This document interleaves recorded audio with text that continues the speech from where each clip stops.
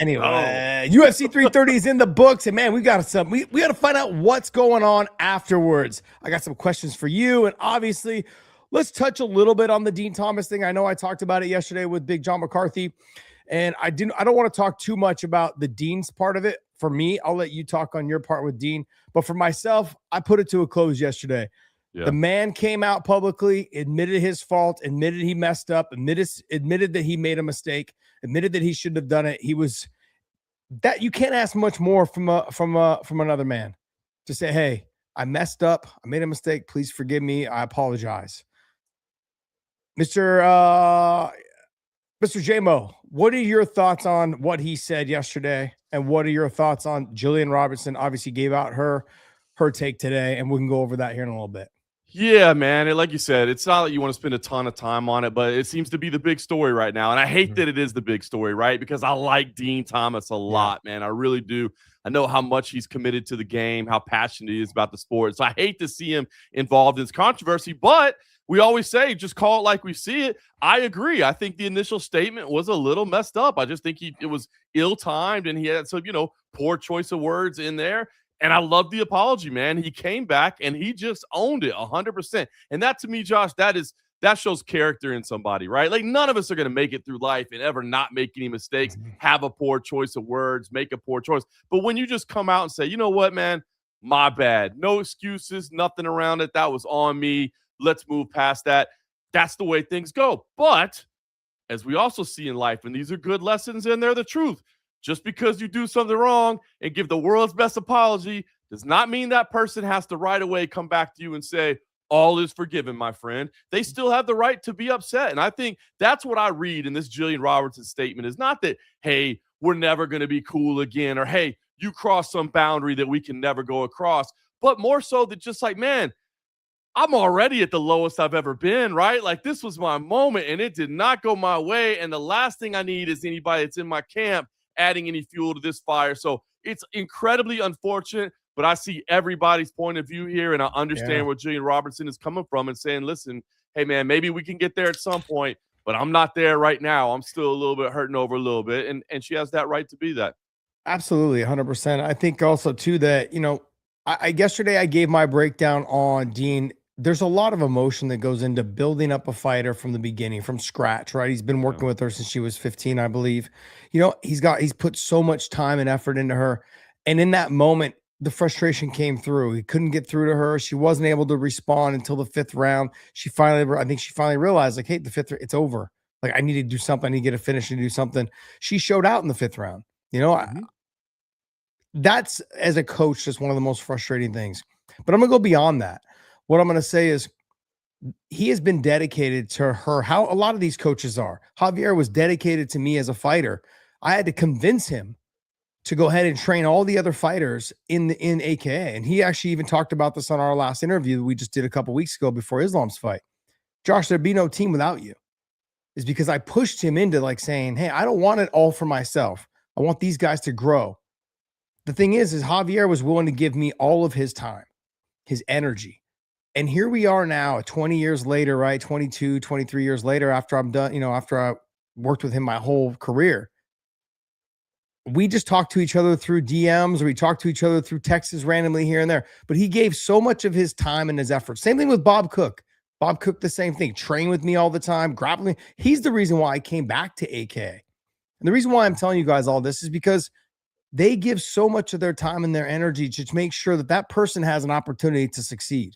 Dean Thomas has given her so much of his time and his effort, and she's given him all of her energy to try to become one of the best. And she got to the pinnacle. The highest you could possibly get in this sport is fighting for a UFC title. She came up a little bit short. The frustration you could see in his eyes when he was saying that on the stage that night. Not only that, then the next day, 2 days later, Monday morning, the regret. By Sunday, he regretted it. He was like, oh, I should have kept this shit to myself. Well, Josh, and let me throw one other thing that I haven't exactly seen anybody talking about either. Now, this is no excuse, and Dean put himself in this position. It's not as if he was forced into it. But how many times is a coach after a performance like that going to be sitting there in a panel, right? He's because he's performing dual roles, like he's being an analyst as well, right? So people are coming out and being like, "Oh, I can't believe he said this." But every other coach just goes into the locker room, gets on the bus, heads back to the hotel, sits in the room, on the phone, at the bar, with a cocktail in hand, whatever it is. But they're processing all this information with their buddies, with their team, perhaps with that fighter, whoever else. Dean, because he's pulling this dual role, he's immediately after this performance up on an analyst desk being asked to give his thoughts and opinions on everything that unfolded. So, again, it's not an excuse. But when it seems like out of place and, oh my gosh, we've never heard comments like this before, well, let's remember, a lot of people don't get put into that same role, and they're not immediately on the dais up there giving their analysis after the fight.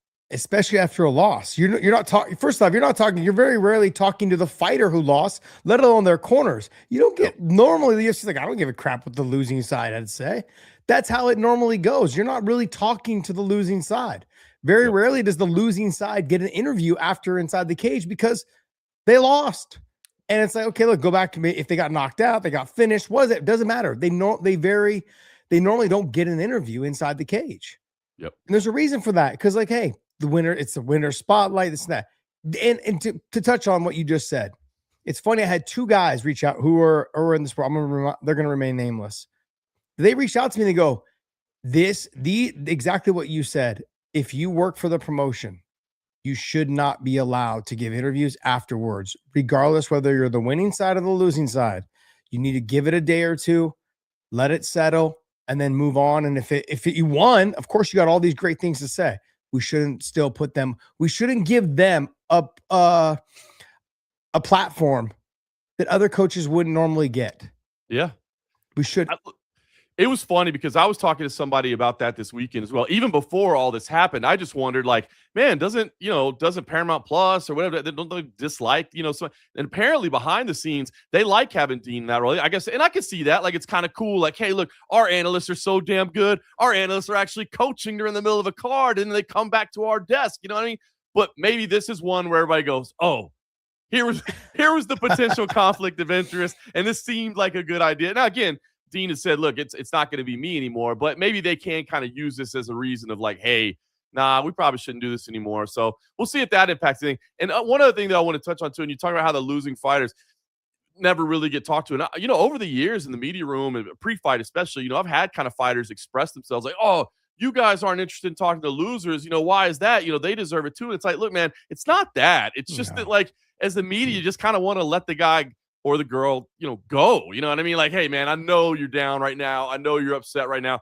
In worst case scenario, you're concussed or you're injured and you need to get that addressed. But even if you're not, we know you're heartbroken. We know you're at your lowest of low. I don't want to stick a microphone and a camera in your face at that point in time. I want to let you kind of go back and lick your wounds a little bit and hang out with the team. So just a thought that came to mind, because I've heard sometimes, kind of athletes say like, oh, man, when you lose, nobody cares about you. And it's like, well, it's not that. It's just that you kind of want to let them be a little bit. Although I will say that's also a good reminder too. If you've got a friend or a buddy or a whatever, they lose, reach out to them. You know what I mean? Yeah. You know it, right? You win, right, and you got 1,000 text messages you'll never get back to, right? You lose, and that phone ain't ringing, and maybe you wish it would. One of the things that I learned is, especially towards the end of my career, when I was collecting more losses than I ever had in my 30, 40 fights that I had, was that I always had an after party. But my after party was, I started limiting it towards the end of my Strikeforce career. I started limiting it right when we realized, I said, hey, it's invite only for family and friends and people that were close to me. I said invite, because I knew that those people would always come.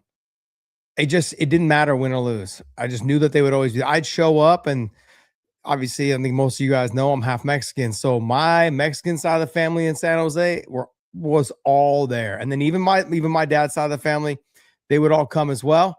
But, they didn't live in the area. So it was like, but they were always there. Didn't matter. And they were all probably already all 2 sheets to the win. They were all having a great time. They were all waiting for me to get there. And it didn't matter whether I won or lost. When I walked into that banquet room, it was cheers and happies and applause and love. And nothing feels better than winning and feeling that from your family and your close friends and the people you care about. And even especially when you lose, knowing that they're still there. Those are the most important things. Sadly, in this situation, Dean said what he said on the stage, whether it's a job, whether it's not a job, like it just wasn't the right time. And he admitted that. And as one man to another man, I have to learn to forgive somebody, especially in a situation like this when emotions are running high. If I was her, I would let it dial down. Obviously, I'm sure she's really upset, but I can't imagine them not working it out. Now, whether he ever works in her corner again or whether he ever helps coach her again, I don't know. That's up to her. But normally time heals all wounds. That feeling. Yep. And this is one of those situations where I feel like she can get past. Now, whether she'll ever allow him to work his corner again, I don't know. But I think he's got such a bright mind for the sport, and he's worked with some of the best fighters in the world. And I got a lot of admiration for that guy because he's a great guy. Every time I've talked to him, he's been a great guy. And I don't know any other person than the one that I've seen. Maybe people have other stories about him, but I don't. And the stories that I have about him, he's a great guy. He's a great dude. Always enjoy being around him. We've had him on the show a bunch of times. But like I said, I can't tell you any other sample size because all I know is every time I've been around him or anytime I've had him on the show or anytime I've talked to him and had a beer with him or done whatever, he's a great dude.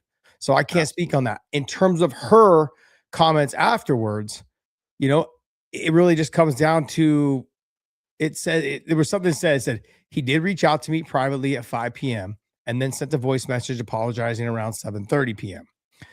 to which I have not responded due to comments he had made since the broadcast privately. So to my team, that led me to believe that there is not much weight in the apology, such as me doing that publicly was more so for the TV purposes and ratings.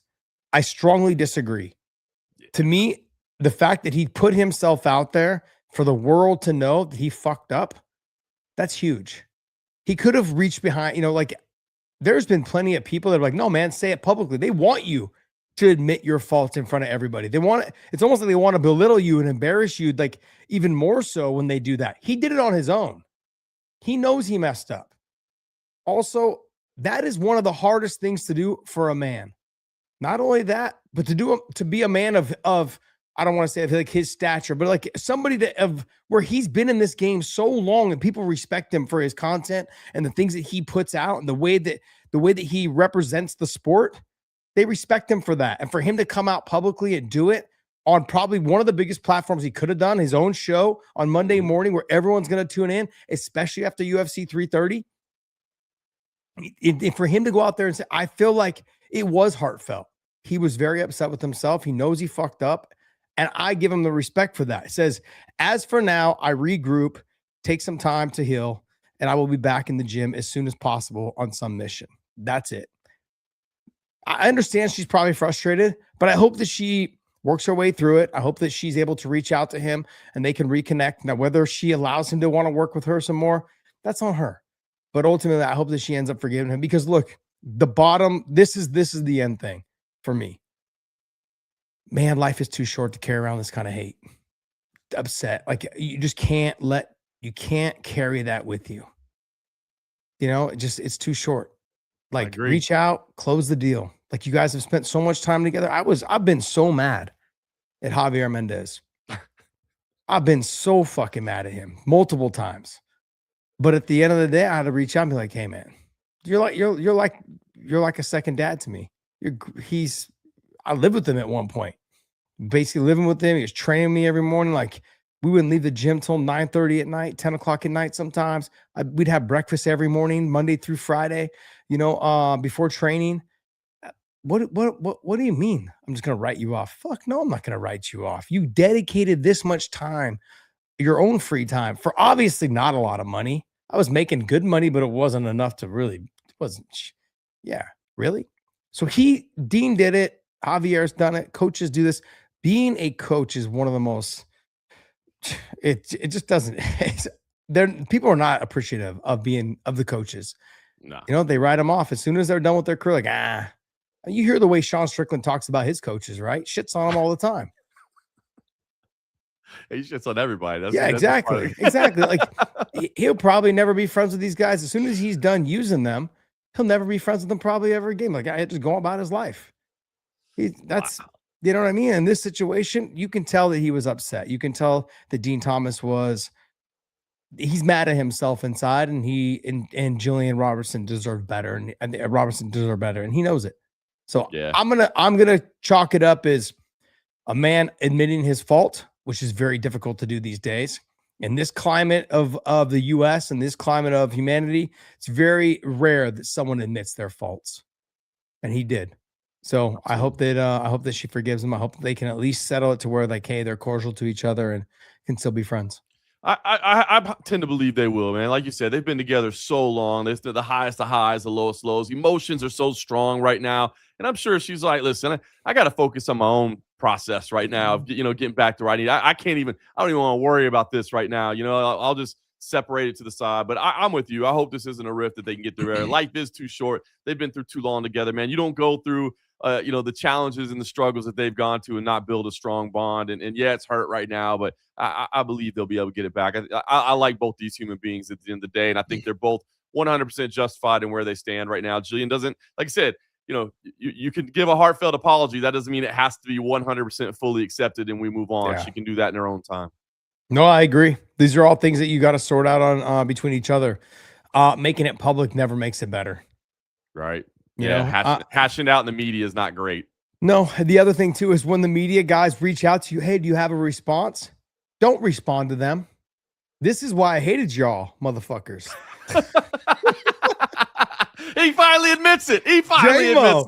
J-Mo, this is why I used to get so frustrated. I got a response, but I can't say it to you. Right. It doesn't make things better.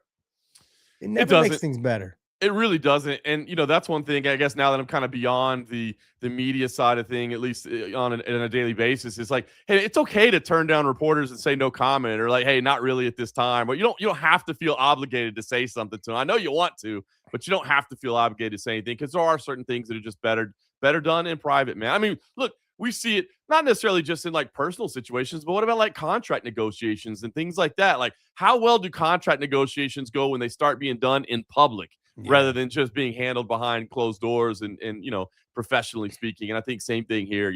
Hopefully everybody can just give them some space and they can move on and make this right over time. Well, I want to just give you a little love here because this dude right here, Ryan Clark, is like, yo, I'm here for John Morgan. Let's go, Ryan. That's what's up. Appreciate you, my man. I love it. I love it, guys. Keep it coming, man. Keep it coming. Let's talk about a little fun that Max Holloway was firing back at Islam Makhachev because there was some stuff going on. Islam has 2 belts. And Max and I watched the video, Max going, why has he got 2 belts? He's like, aura, I guess, right? Like aura, right? He's like, I don't know why he has 2 belts. And then he got some criticism from that. But then there was a response from Islam. I don't know, bro. It's even too heavy to hold, but you don't understand. Sorry. Wow, that does sound exactly like Islam. Get the fuck out of here with that shit. Are you serious with that nonsense? You know exactly. You know. I know. It's Ali. Come on. I love it. I love it. Look.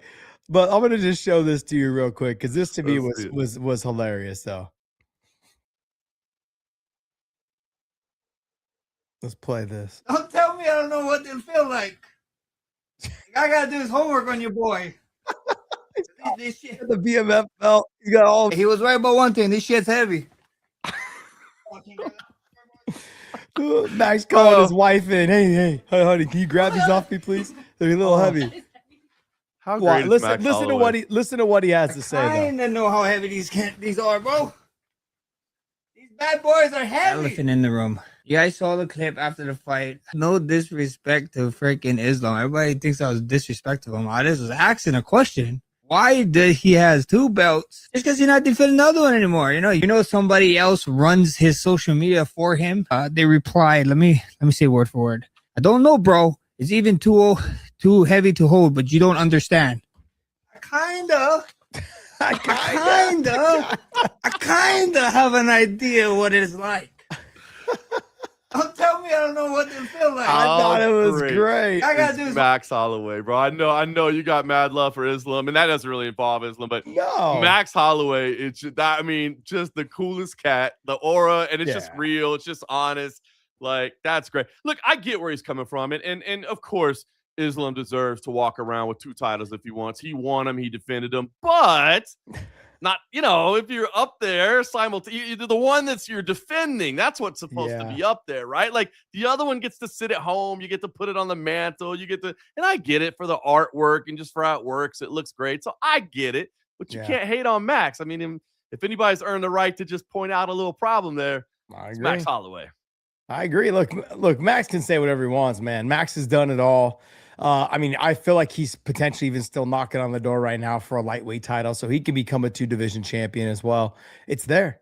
It's there for him to, to get to now. I mean, I know he's gonna have to get through Armand. He's gonna have to get through Charles if they ever were to fight again. He's got guys he's got to get through, but there's some fights to be made that I feel like, it'd be fun fights for him. So he could be knocking on the door for the lightweight title. He's got to win the second belt. But look, I've got Max right up there, and in those conversations of being obviously one of the greatest of all time, and definitely fun to watch. So I just love the banter back and forth, and I love that he did it the way he did it. He was having fun with it, not like cursing inside the, in the microphone, or not getting back like screw you and let's do it and I'm gonna see you on site. I loved it. He's just having some fun, That's how it's supposed to be right there. You know what I mean? Like I said, of course, every now and then there's some hatred, there's some tension, there's some bitter rivalries, and those are fun too. But you don't have to make it up. You don't have to manufacture stuff. Like, that was about as good as it gets in terms of response, man. Kudos to Max Holloway. Tony Tiger's got something to say. He says, yep, the best is blessed. That's right. What a legend. And like you said, I mean, just the career that he's had, you're talking about the GOAT. Obviously, there was so much GOAT conversation leading into this talk or leading into this fight, I should say. And obviously it focuses around those big names, the John Jones, the GSPs, Demetrius Anderson. Max Holloway has had some setbacks, and so I guess he probably doesn't really get discussed in there. But in terms of just Hall of Famer, who represents exactly what this sport is about, who goes into it's that guy right there. Max has almost like his own, his own category of guy, man. Everybody looks up to that dude, man. Absolutely. I feel like him and Volk are the 2 guys, especially in that division, that everyone just looks up to. They respect Volk because he's such a personable guy. He's on social media making fun of himself, making fun of others, but having fun with it in a very respectful way. I love that. And Max doing Max being him. I feel like I put him right there with like the Mighty Mouse, right? No matter what Mighty does, no one looks at him and like, that guy's an asshole. No one looks at him that way. That guy's he represents the sport the best way you possibly can. I truly enjoy watching him, watching Max, and and Volk. Those guys on social media are fucking great. They're great. I feel like those are like great influences for the younger generation to look up to. The old man Volk stuff was the best, bro. Like, dude, when he was like the one where he was like on the construction site, like, oh yeah, I used to be in the UFC. Like, okay, all right, so good, man. Right, Volk. Right, sure, buddy, sure. Yeah. Good, man. Those are legends, man.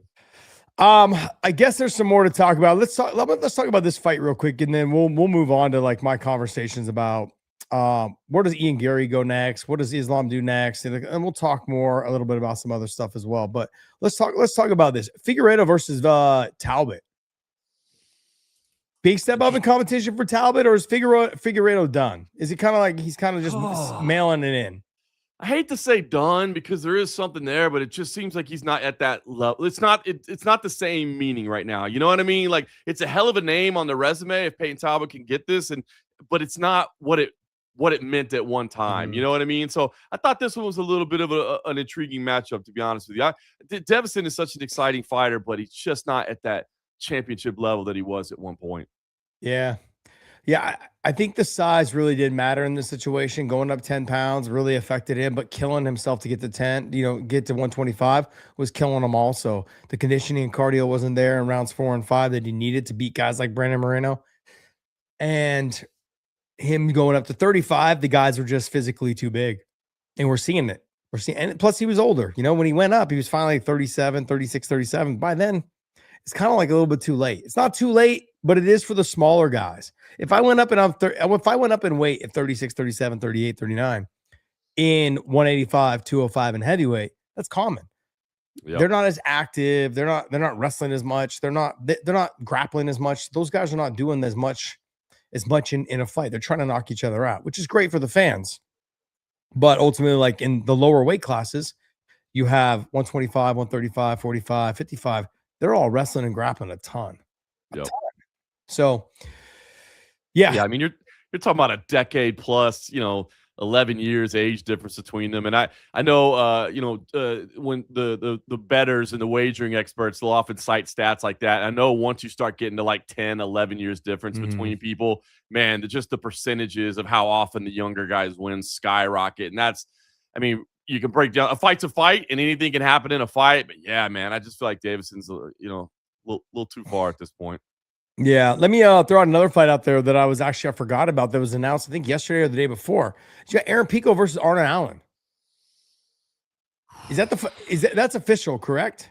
I believe that one's official because I had actually heard another matchup. It stood out to me because I had heard that there were some other discussions for Aaron Pico. So, big moment, man. They're keeping Aaron Pico up at the top. They brought him in on that big salary, man. They keep giving him these big matchups. But I love that. Aaron wouldn't want it any other way. So, this is a big fight for him, man. I like this fight a lot. Big one, meaningful in the division for sure. And I want to see success for Aaron Pico. That dude, I can't help but cheer for that guy, man. So I love that they keep giving him these big opportunities, man. The tests aren't getting any easier whatsoever. And Arnold Allen, bro, I mean, I don't want to say like do or die, make or break, like that sort of thing, but dude, like it's been a tough challenge for him. He's been facing the absolute best of the best. So this is a big kind of a crossroads fight, I think, for both guys. I think this is one of those ones where you look at him and be like, Pico, are you going to be in that guy at the UFC that we thought you were? And Allen, are you still that guy that's been up at the elite? Because he's come up just a little bit short in the biggest spots, right? So high stakes in this one, man. This is a big time fight for him. I think Arnold's he's a tough fight for him because Arnold Allen, he doesn't believe in himself. That's what makes me think that Pico will get the win. Arnold Allen's one of those guys, like he stuffed a couple of Evloev's takedowns. He had some scrambles out of some other takedowns with some other fighters. He almost is afraid to be taken down. Like, why? Like you have good takedown defense. Let your hands go. Your striking is phenomenal.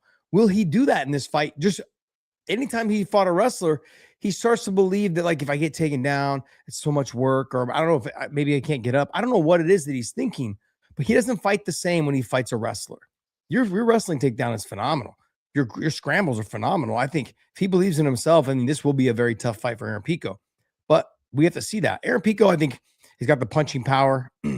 Defensively is not as sound as he could be, but he's got punching power. He's got great boxing. And he can wrestle. And his jiu-jitsu is getting a lot better. Towards the end of his Bellator career, his jiu-jitsu was getting really good. Chasing submissions. I think he tried hitting a couple leg locks one time. Jump to a flying arm bar a couple times. Like he's down to go ahead and take chances. Sometimes they'll advise, but he's down to take chances. And I love that about him. And as he's maturing and getting older, and he's got his family that he's taking care of and looking after, I think he's so dialed in and focused on what needs to take place for him to become a champion. He's always said he'll be the champion. Hasn't quite got there yet, but he's knocking on the door. And I believe, honestly, because I don't think anyone works harder than him. The guy is so dialed. He doesn't drink, doesn't do drugs, doesn't party, doesn't do any of those things. That's the style. That's the lifestyle he lives. And I think that's a big reason why a lot of the guys like Khabib and Islam and all those guys, they all have a lot of respect for him. They see him around. They love talking to him. They love working with him. He's just a good kid, a very good kid. I say kid. He's like 30 years old. I say he's a kid, but look, he's a good person, really good person. So I got nothing but respect for Aaron Pico.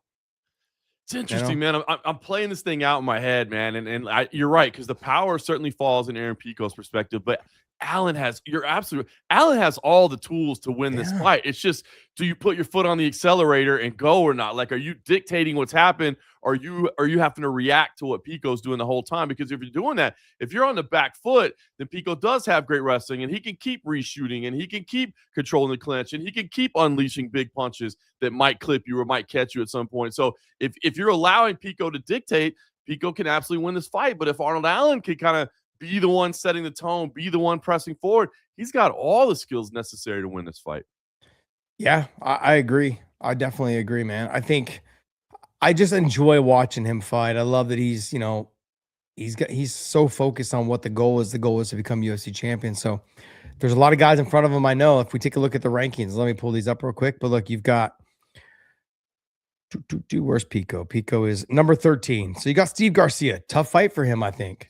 Steve Garcia would be a tough fight for Pico, but he's making the jump all the way up to Arnold Allen at number 5.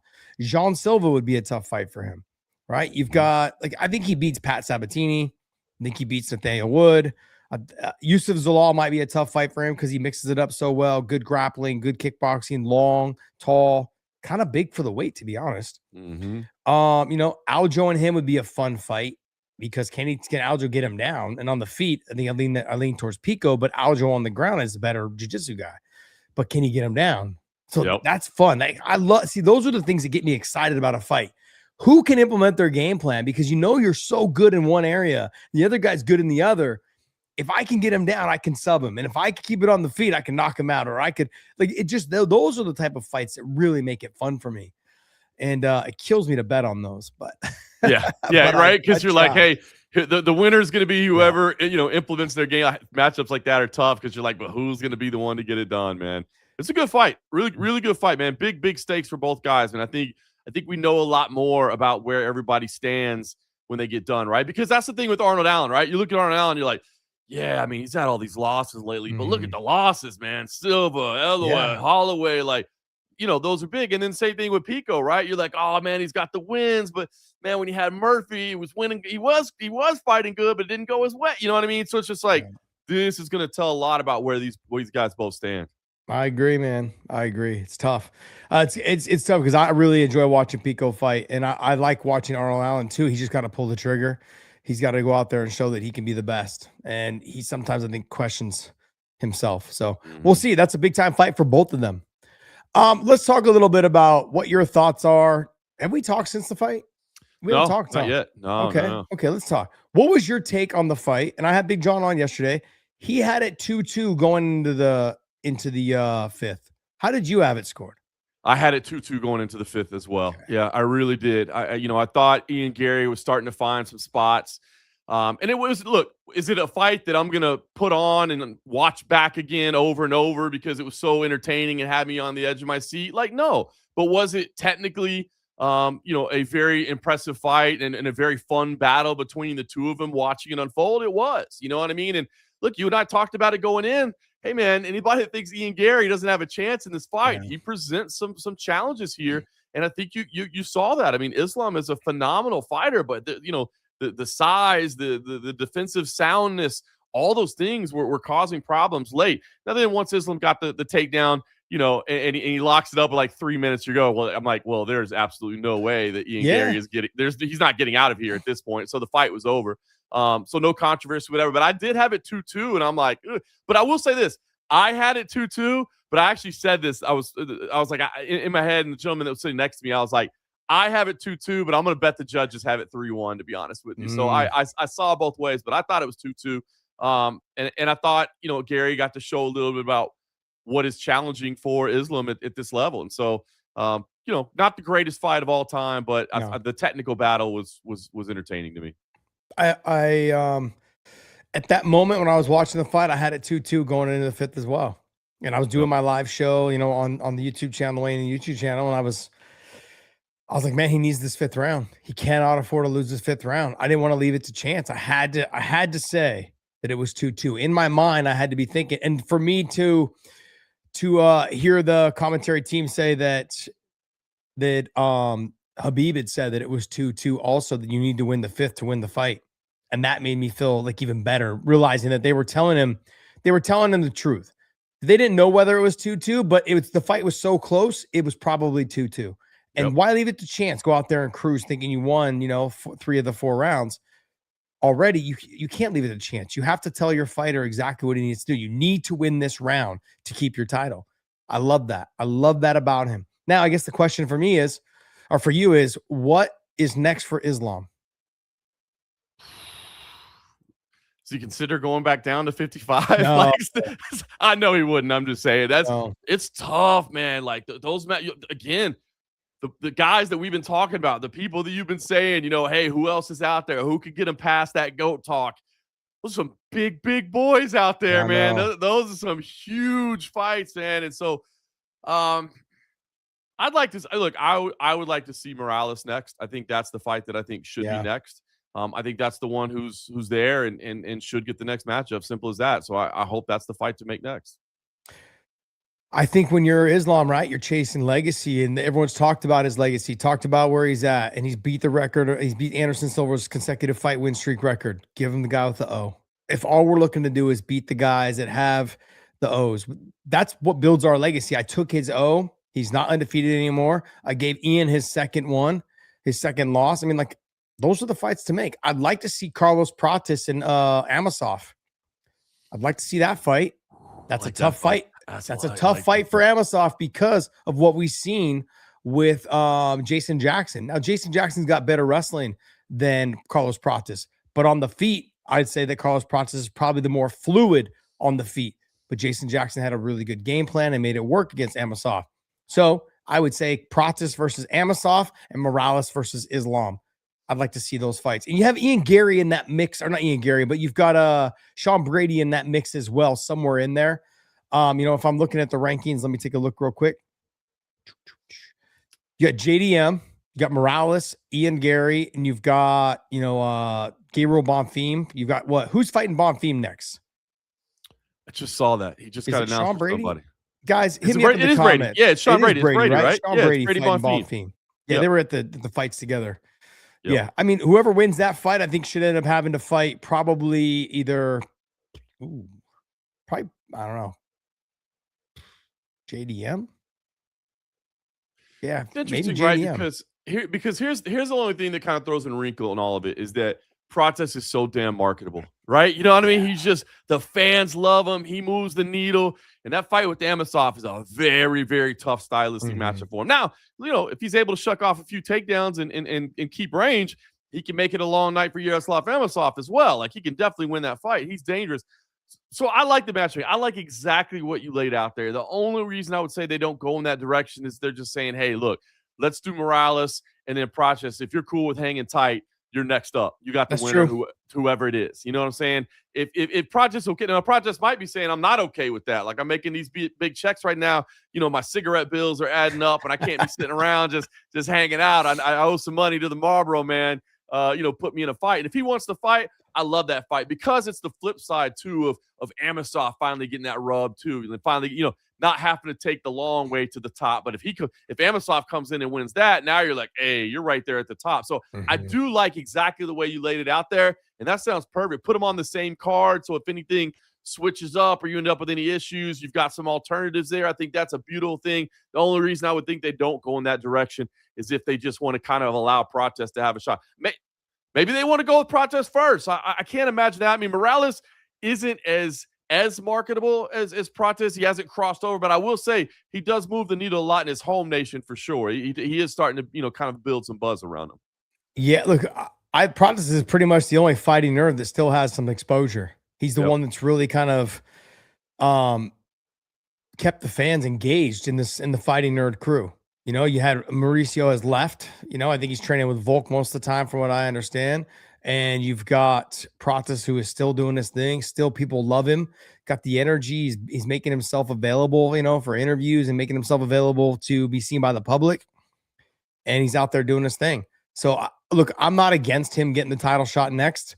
But ultimately, what we saw, I wouldn't say we see a similar fight, but it's basically a repeat of the fight we just got.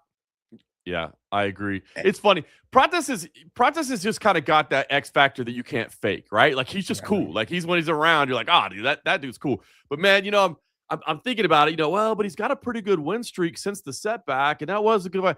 But man, you look at Morales.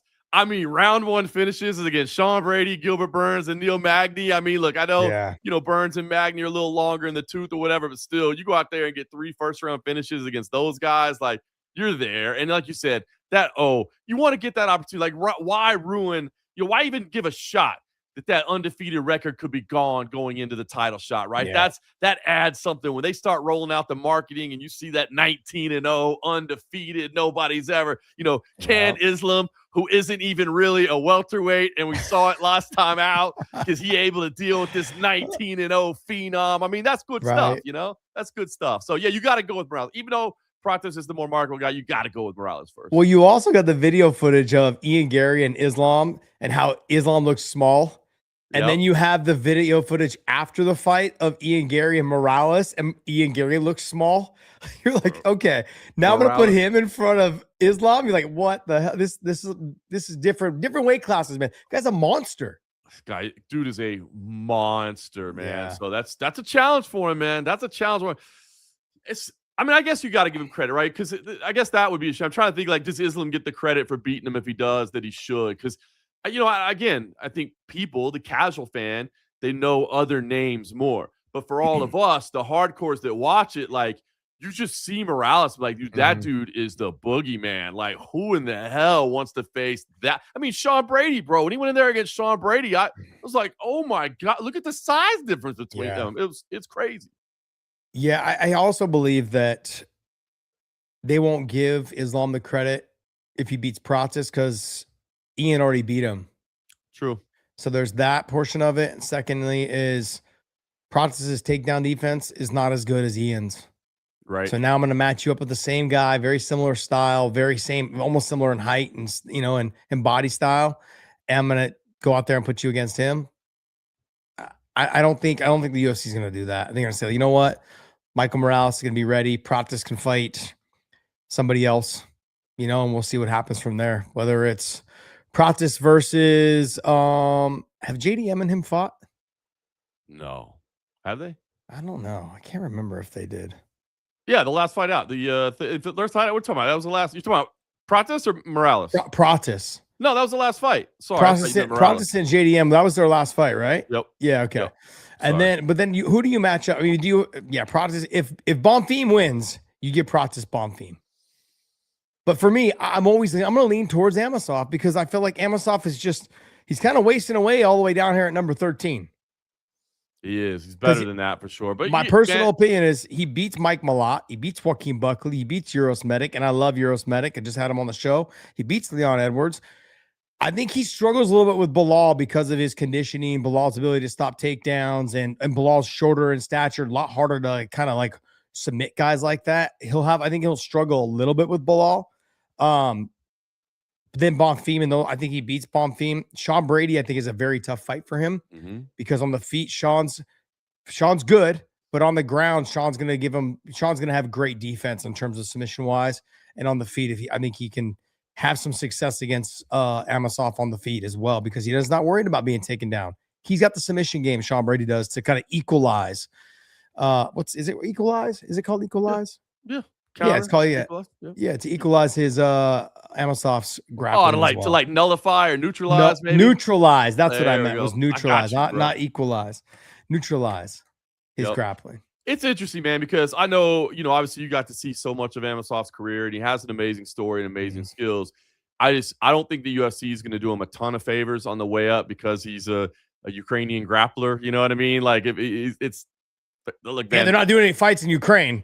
They're not exactly. Not going over there anytime. I hear the market is a little tough over there right now. Yeah. So they're not going over there. And again, let's be honest. They know that the striker first mentality is what the casual fan kind of leans towards, and I'm sure Paramount Plus wants to see those knocked down. So you got to give him some big names. But I'm sure Amosov knows that as well. We're not telling him anything he's not aware of. So you got to give him the biggest names possible because I don't think they're going to do him a ton of favors on the way up to the top. Well, he doesn't do himself any favors either. If you take a look at his Instagram, he's posting videos of him riding his Harley, standing on the seat as he's doing like 40 miles down the road. What are you doing? Do you not remember about Frank Mir? Frank Mir was never the same after his motorcycle accident. Here you are riding your bike, standing on the seat, doing wheelies and all this other stuff. What are you doing, man? If I'm the UFC, do I want to put money into you knowing that at any moment you can go out there and get in a motorcycle accident? I mean, that's one side of it. Or flip it and be like, what's more American than I'm hopping on the back of this Harley and just driving down the highways like, I'm going to show these sons of guns what I'm about, man. I'm real American. Let's go. Yeah, that's not how the promotion game works, buddy. You know as well as I know, I'm not investing millions of dollars into promoting your fights, especially if you're getting closer to a title. If you're out there doing stupid shit like that. This is true. So, and I'm an Amazov homer. I put him right up there with guys that, you know, I've never trained with him, but I mean, I've really enjoyed watching his fights and his growth in the sport. And he's one of the best, I think, to ever do it, man. He's just got to get to the top, and you can't get to the top when you keep doing things like that. So you got to be careful. I'll tell you one other thought that I had on Saturday night as I was watching that fight unfold. You know how we were just kind of, I mean, we were kind of joking about it more than anything, but talking about the idea that maybe Islam could go to 85 just for the opportunity to make history and do it. And I was like, I know it seems crazy, but like maybe he could do it. I remember sitting there going, nah, you're right, Islam. You're good. Like, don't go up to 85. Don't go up to 85. You're right. Stay right here. I said the same thing. Remember, I was like, I would love to see him if he gets through Morales and then he gets through Pratis and he gets through maybe like Amosov or somebody else, if Sean Brady gets to him. If he gets through like two more guys, there's really nothing else for him to do. And the reason why I say that is because there'll always be somebody else coming up in the rankings. There's going to always be that. Now, I did put out a post on my own Instagram on Sunday, and I said, I personally would like to see him walk away right now as we speak. Right now. Because like I just said, it'll never be enough for everybody. There's always going to be one more person. Think about this. John Jones has done everything in the sport. And when he left the way he left, everyone was like, he ducked Tom Aspinall. He's afraid of him. That dude's not afraid of anybody. To sit there and say he's afraid of someone is a joke. And John and I have not always seen eye to eye on things because of my teammate with DC and stuff, my relationship with DC, and I'm okay with that. But to say that he's afraid of somebody is just foolish. He just was protecting his legacy. And for me, I would like to, as a friend to Islam, I would like to see him walk away. Spend the rest of your time with your kids, your family. And he's been very public about, I don't see my kids much because he trains all the time. He's traveling all the time, making deals, working with sponsors, making money, to take care of his family and the people in his village and take care of that road that Habib gave him in Habib's village. He's like, now I got to take care of the road in Habib's village because he gave me this road. He named it after me. So now I got to make sure the electricity in this street works. I got to make sure that the snow is moved off the street. And it's so funny. Like, he's like, yeah, it's the responsibility of if my name's on it, I got to take care of the street. Started laughing. That's great. It's really interesting, right? Because and I don't know what's in his heart, right? Like if he's doing it because like, okay, the legacy, but I mean, is it really like in his heart? You know what I'm saying? If it's really there, like, oh my, I can't do like, then you got to keep going, right? But if not, you're right. Because guess what, man? If he went, I think that's probably the one thing we learned building into this, right? Is like, if people think you're the GOAT, you're the GOAT. If they don't, you know what I mean? Like, you're never going to change their mind. Like, it'd be like, well, what would it take to get there? And, just people would, you can't, you're not going to do this. And I think retrospect also makes it easier to put everything in perspective. So you're right, man. I mean, walking away wouldn't be the worst thing. I mean, I'm sure financially he's done very well for himself. And we see what kind of opportunities open up to these gentlemen after their careers, given the legacy they've built and that sort of thing. So he certainly could, man. Because, bro, these dudes that are about to be on, man, I mean, he's the young killers that he's about to be facing. There's some problems. I told John and I were talking yesterday. I told John, I go, this is a sport where the young eat the old. And it'll never be good enough. There'll always be a new challenge coming because those guys that are below you are going to be working their way up the ranks. And as soon as you knock off the top two, there's going to be a third guy and a fourth guy. And then you're going to knock them off. Then everyone's going to be like, yeah, you got to beat this guy, though, to prove that you're the greatest. And you got to beat this guy to prove that you can win 20 consecutive fights. People are already saying, once he gets to 20, we'll put him as the GOAT. We know once he gets to 20, that everyone's gonna be like, oh, well, he didn't do it impressively. Or he didn't finish any. But he got knocked out that once. Yeah, and that even Dana said, had he not got finished in that fight, I probably would have him ahead of John Jones right now. And I get tired of people saying that John Jones is undefeated. He's not undefeated. He did a legal move. It cost him a fight. He did another illegal move in the Anthony Smith fight, and Anthony was man enough not to take it. Like, just remember, that would have been 2 losses on his record because he's a serial cheater. That's and they named this rule after John Jones. That's the John Jones rule. The eye pokes is the John Jones rule. It's true. It's true. He changed the sport, not in a good way, guys. Not in a good way. His legacy is forever impacted on the sport. They have a rule named after him. Yes, this is the John Jones rule. That's great. Can you imagine if you had 2 DQ losses? Oh my gosh, how complicated it would be. It's amazing. And for 2 different fouls, that's the thing. It would be the spear elbow, which is now legal. That one, that was and then the knee to the head, right, against Anthony Smith. That would be for 2 different fouls. And then the rule.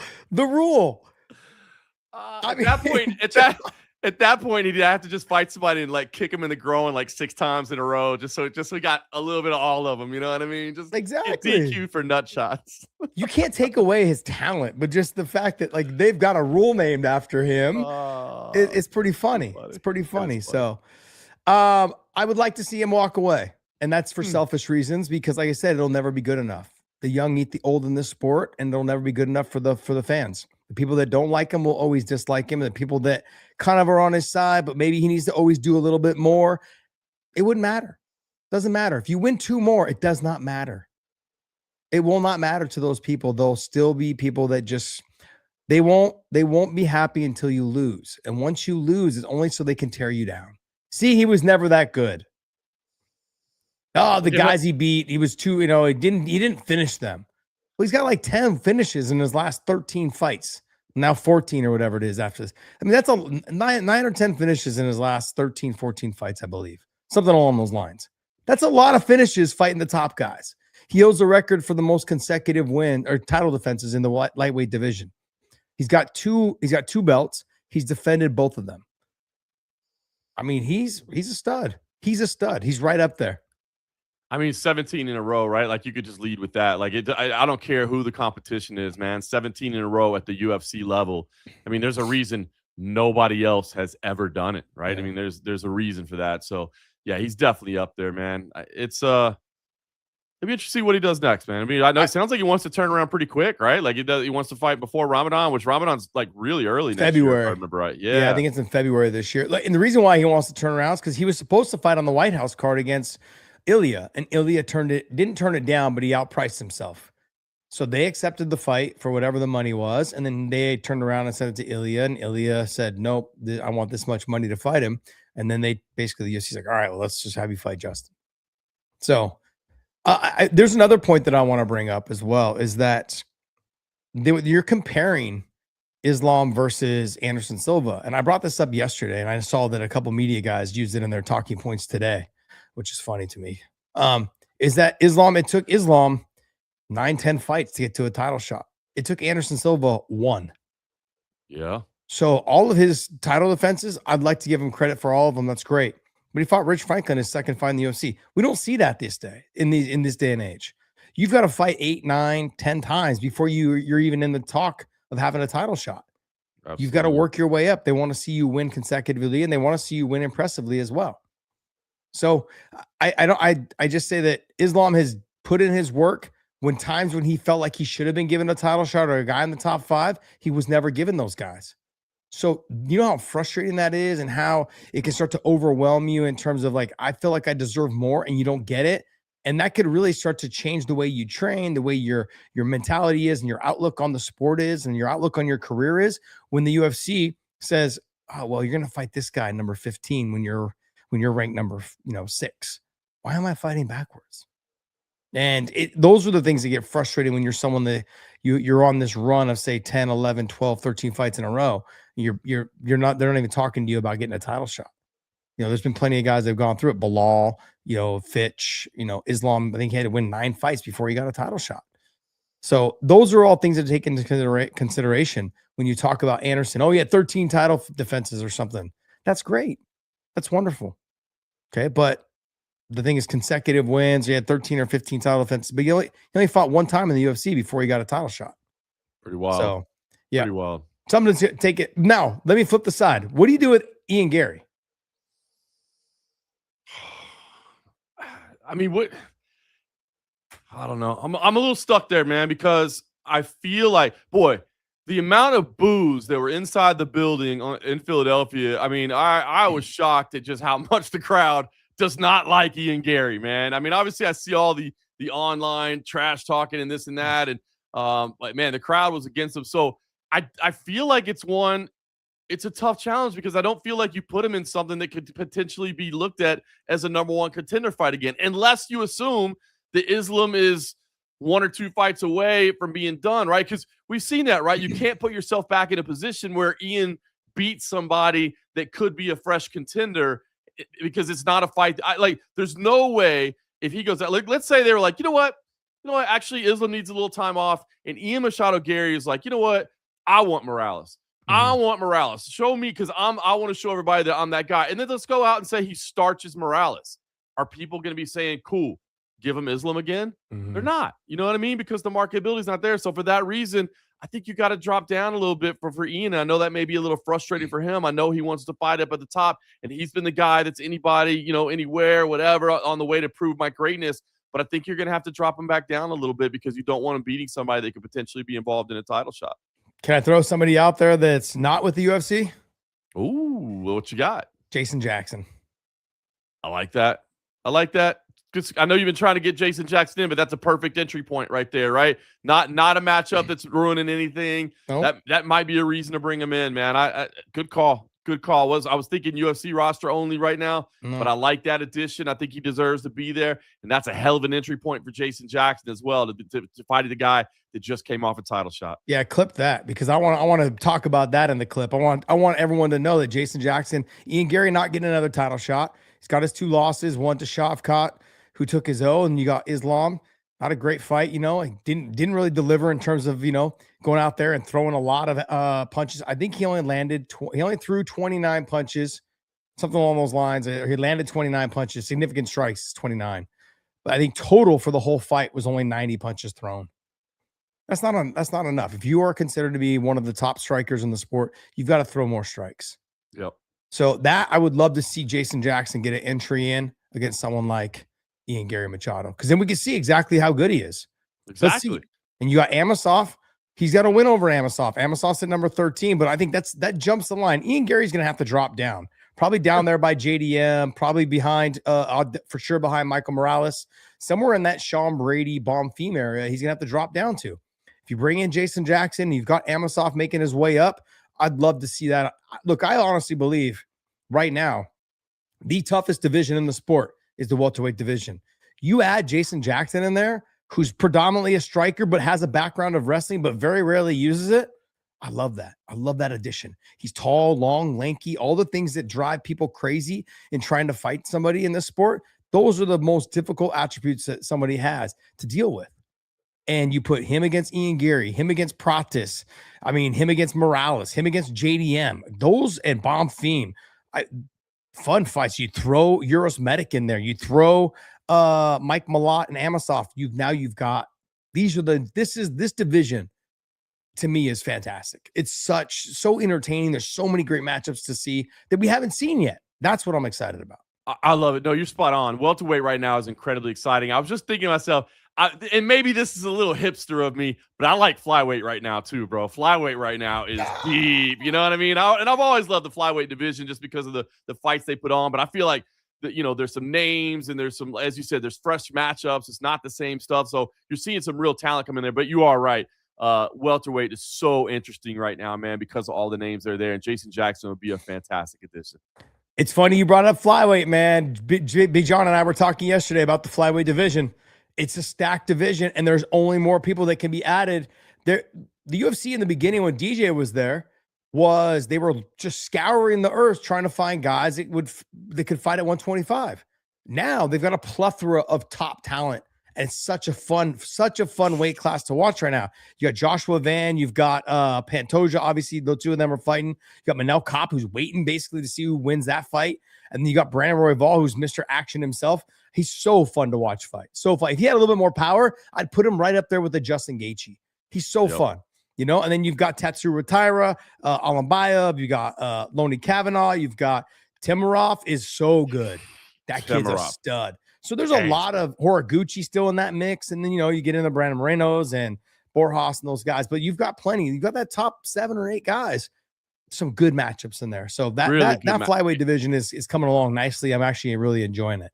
And I'm just going to go ahead and put his name out there now. Bilal Hassan, the flyweight champ for CFFC. They got it done at Contender Series. They're turning him around real quick. Don't rush him. He's only 25 years old. We don't got to rush him up to the top. Let him get some wins. But he's going to be another name in there. I mean, Mick Maynard has been saying it for a while, man. That flyweight division, he doesn't want nothing but ninjas in there. And he's got a bunch of ninjas in there. Some incredibly, incredibly talented fighters. So when I say that, I don't want to take away from welterweight because you are right. It's about as good as it gets. But that flyweight division is looking good right now. They've also got to bring Makhachev back.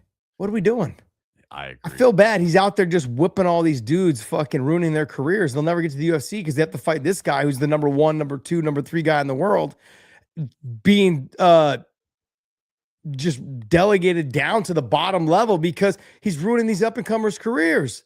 If you're out there, you're like, nah, I ain't fighting that dude. Hell no. The UFC is like, yeah, if you beat him, you're in. Yeah, but none of your guys on your roster probably can beat him either. So now I got to try to beat him to get in. That's not fair. Like, let me fight him for more money than $1,500 and $1,500. That's exactly right. I feel like they should bring him back, man. I feel like, he's paid his dues, right? I mean, I guess he rubbed some people the wrong way or what have you, but bring him back, man. That dude's too good not to be in the UFC. So I'm 100% with you on that one. Yeah, some good stuff. I mean, look, Ian, I think there's some fights there for Ian to have. I think it's exciting for me to see what he can do outside of the guys like Pratis and those guys. If you bring Jason Jackson in, you bring Amosov up and you have him fight him, he's a tough fight for Amosov. A very tough fight for Amosov. So if they're looking to get Amosov beat, he's one of those guys that has a style that potentially gives him a lot of trouble. I agree. Yeah, so I agree. But it would, maybe he can get a comeback on that Amosov type fight. But look, there's that welterweight division is fun. Euros Medic. Why not Euros Medic and Ian Garry? I was just looking at that. I was thinking stylistically that one might be fun. That one might be fun. Yeah. Because I feel like you're right about Amosov. Because I could see him going with Amosov as again. I mean, they brought him in, so I'm not saying they want him to lose. But again, we know what kind of athlete they're trying to market, right? Does that necessarily fit the description? So maybe like, well, one way we could probably we'd basically see a replay of what we saw this past weekend, but maybe Garry could kind of step it up a little bit in the 5th round or push a little bit more, just to understand that little bit of extra that's going to be there. So I could see that too. But I'll be honest with you, I do like the Jackson call, man. I think that's the way to do it, man. I really do. Oh, my man here, Dershowitz or whatever your name is, Dershowitz. He says, no Ian Garry fight is fun, in parentheses. Man, that's messed up, bro. That's messed up. This dude just gets poor Ian Machado Garry, man. He just gets absolutely, dude. The fact that he had to kind of come at the media all week long and be like, guys, let's sit down. Here's what we're doing. I thought that was pretty entertaining. But you can't say the things that you said and then expect no one to be like, hey, what about that thing you said last week? And now we're at the fight. Be professional. Ancient history, media. Yeah. Ancient history, brother. We're here to talk about the fight right now. Yeah, what are you talking about? You just talked about it the last 3 weeks in a row. You kept bringing it up. PETA, women should rule the world. All these things. Anyways, I did want to get your opinion on the whole Ian Garry. Everyone was slamming him. I slammed him myself. And the hugging, the touching hands, the helping you up, and the facial stuff, and like you're grabbing your face, like Bruce Buffer when he grabbed his. What are we doing? What are we doing? The Buffer stuff, like he's always kind of done that. I don't ever remember him actually screaming into the microphone like he did this time, but it's him and whatever. But I will say, and like the touch of gloves to start the fight, no problem with that. Although I do know a lot of people, they're like, hey, my coaches don't want me doing that because now we're in a range that didn't get earned. You know what I mean? If you don't step out and fully reset afterwards. So I get that. But yeah, the in-between stuff. I mean, look, I like sportsmanship. I do. I think it's one of the coolest things about this sport, right? Is like two dudes go in there and beat the piss out of each other for 25 minutes, right? And then immediately after they dap up and they're like, bro, thank you. That was amazing. That's cool to me. But not during, right? Especially when you connect what needed to happen here, right? It just felt like there needed to be a little bit more level of intensity, a little bit more of a push, a little bit more of remembering that while this is an athletic contest and a sporting endeavor. We're in the middle of a hand-to-hand fight. You know what I mean? And it has to be treated as hand-to-hand combat in there. So I get it. Like, I'm not going to chastise the guy too much, but I always wonder, does that stand in the way? Does it make a little bit of a mental barrier, or a little bit of a hesitation where you don't, you can't? So I don't love it. I'm not going to chastise the guy too much for it. I appreciate this respect and all that, but yeah, I wish it wasn't there. Joe McGee says, makes it feel gross. I fucking hate Gary.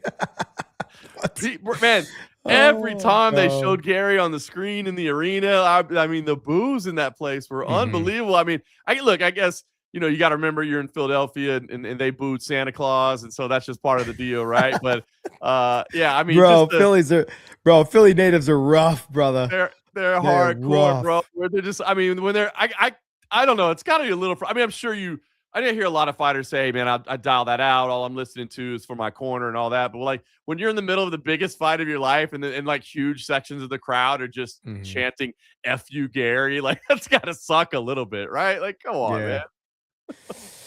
Well, as Lazy Bed would say right here, guys, Ian forgot to stay salty. Use the link down below in the descriptions. Pick up your bottle of Element or your can of Element or packets of Element. Travels all around with you guys. Enjoy. Use that link down below in the descriptions. They'll send you a free bonus pack with every purchase. Hopefully you guys enjoy it, man. Great stuff, man. I see them everywhere now. Everywhere. But if you use the link, you get free shit through my link. So that's why I post it up for you guys. So benefits of being a YouTube weighing in member. So you see it everywhere, but I only want to get it right here. Yes, only want to get it here. Absolutely. Where does Mackenzie Dern and Julian Robertson go from here?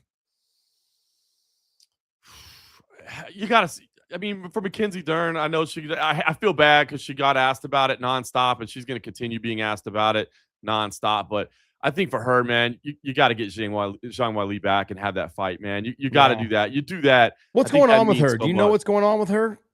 I don't. I mean, I saw her, she's been doing stuff on social media. And so, I mean, we haven't heard from her much. She's not calling things out. So I don't know if she's got an injury behind the scenes that she's not talking about, but it doesn't seem like anybody's in a big hurry to get her back. But I feel bad for Mackenzie because, again, I like her answer, and it's true, right? Like, hey, I'm building my own legacy here. I don't feel like I have to have that fight. And she's right. As an athlete, all you can do is fight the people that are in front of you. Like, she's not even here right now, and you're telling me I got to go fight her? Like, I can't go get her. You go get her. So she's right in what she's saying. But I think to really, convince people that she is the legitimate UFC champion right now, I think you got to have that win. And that's why, I mean, that's exactly the reason why, the UFC kind of hates it when people jump divisions and move and that sort of things, because it leaves that asterisk behind on whoever's there.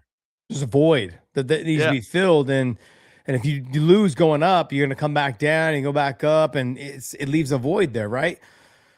Look, I think there's one person in that weight class that needs to jump the line because she's having such success is Fatima Klein.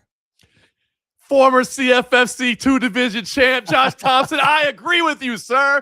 Give her shot. Let's get her up there. No, she is phenomenal.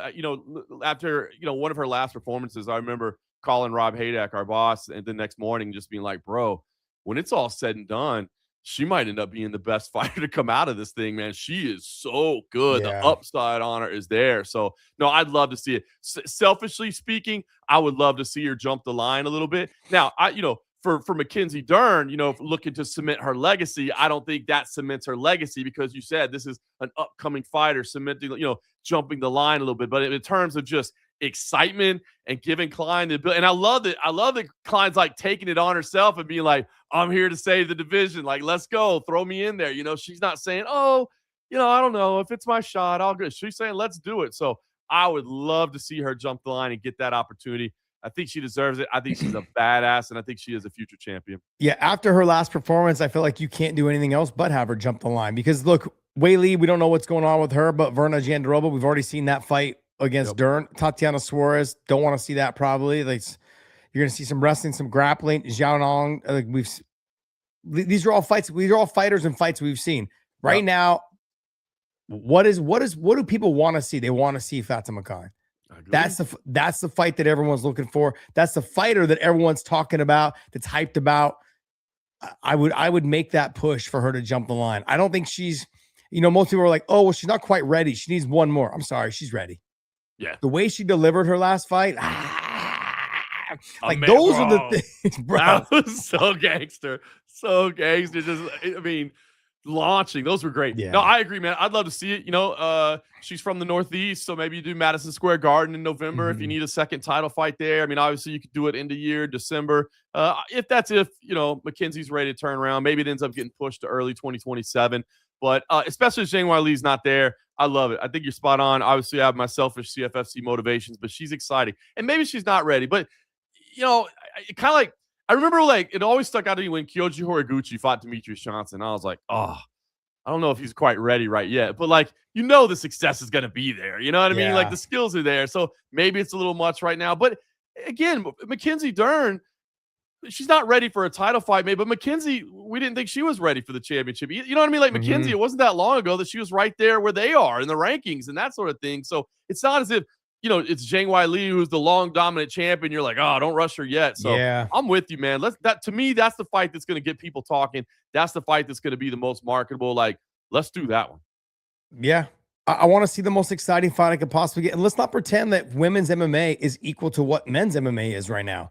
There right now is an opportunity for them to jump. The skill level was not that different between number 1 and number 5, number 6.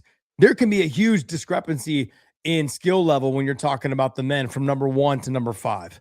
Yep. And I can go through the rankings if you guys want to be like, yeah, go ahead and match this person up against number. What do you think is going to happen?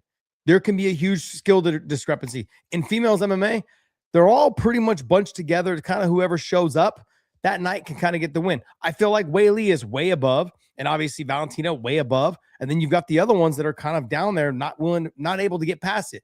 But Weili's not the champ right now. Mackenzie Dern is. And what I saw out of Fatima Klein is someone that could potentially beat her or at least give her a fight in all areas of the fight. And that's what I love about that matchmaking. Completely agree. That's what she brings to the table. She's athletic. She's got great grappling. She's got great striking. I mean, she's got everything, and she's got some marketability as well. So that, to me, like I said, if Zhang Weili is back, totally understand. Long reigning champ, one of the all-time greats. If you're saying, hey, I'm ready now, it's healing up, you knew that, it's my title shot first, absolutely. Champ, you deserve that. You pay the dues. But if not, I agree with you. You look to the other names. Who's making the most noise? Who's getting the most excitement? Let's get some fresh matchups in here right now. That's the matchup to make. So let's do it. Julian Robertson, what do you do with her? For me, I feel like you've got to give her Tatiana Suarez. They're both grapplers, both wrestlers, both can, you know, I feel like we've got to see more out of her. And what better to do than bring both of them to the center of the cage and say, hey, can Julian Robertson keep this on the feet? Can we see more out of her in the striking?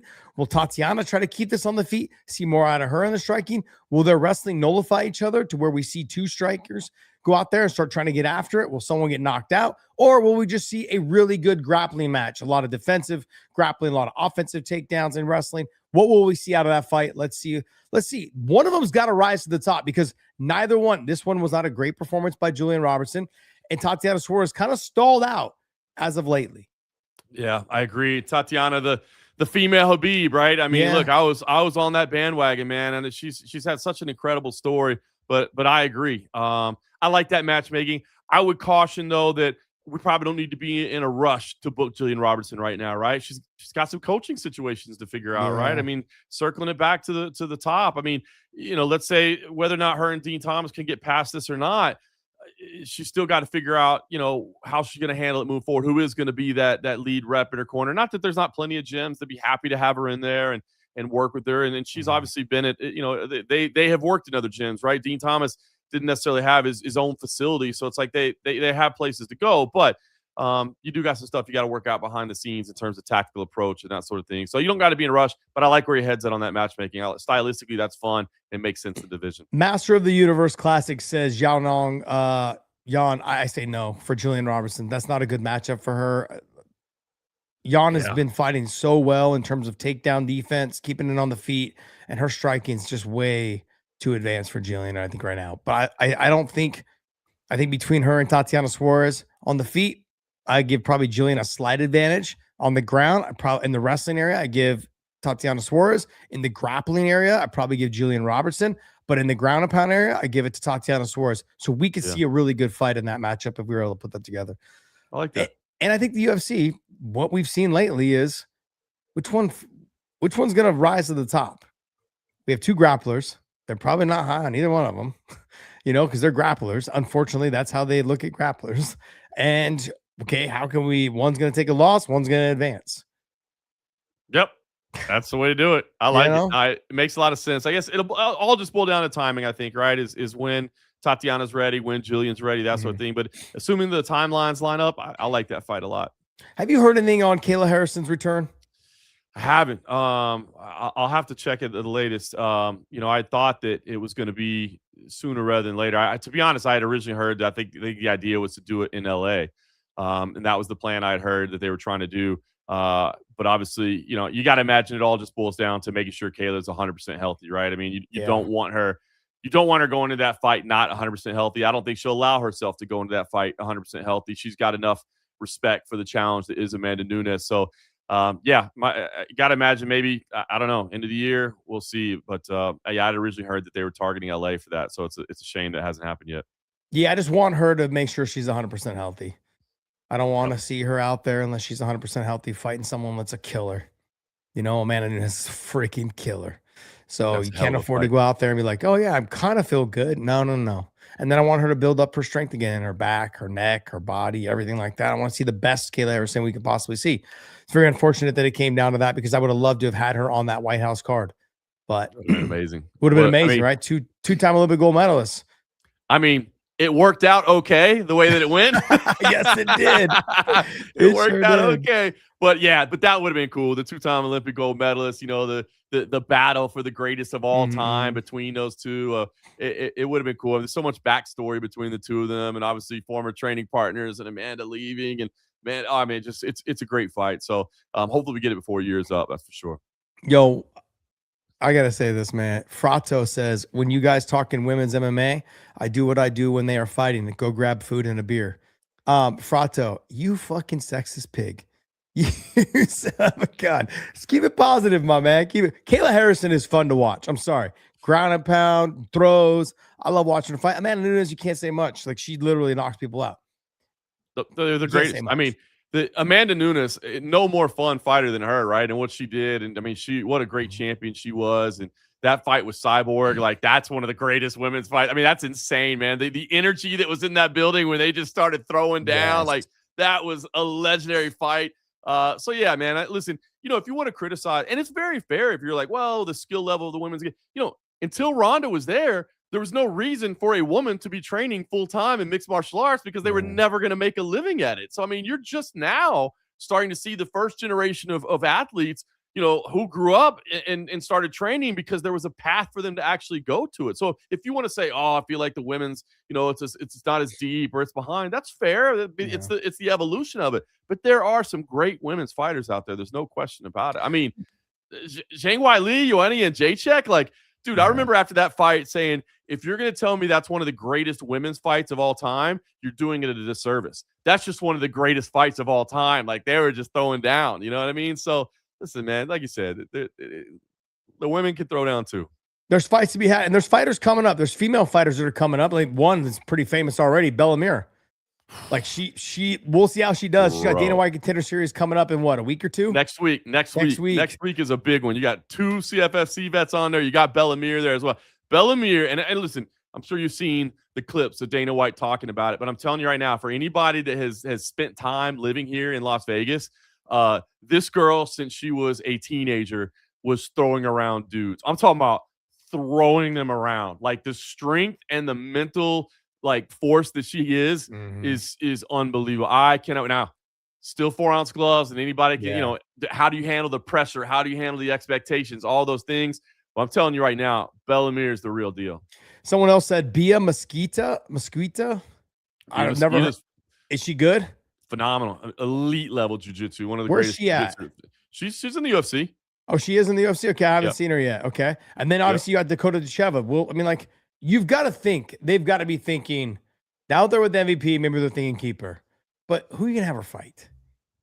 They're going to struggle. I mean, it's gonna boil down to what motivates Dakota, right? You know what I mean? Because that's the biggest thing. And that's why we always say, right, or at least I do, is that, like, there are incredible fighters around the globe. In order to be considered the best in your weight class in a division, I kind of feel like you have to be in the UFC, only because You're not going to consistently be fighting the number 2 guy in the world, the number 3 guy in the world, the number 4 guy in the world. You're going to struggle to get matchups. I mean, look at Francis Ngannou. How did his career outside of the UFC go? And Dakota's going to have to reach that point too, where she says either A, by the way, they're paying me awfully damn good, and I don't care who they find over there. That ain't my problem because I'm stacking money in the bank. You know what I mean? And if she's okay with that, then good for her, right? Like, she's incredibly marketable. She's a super nice person. She's fun to watch. Last fight wasn't the best ever, but she broke her hands and she had a year layoff. So we'll see.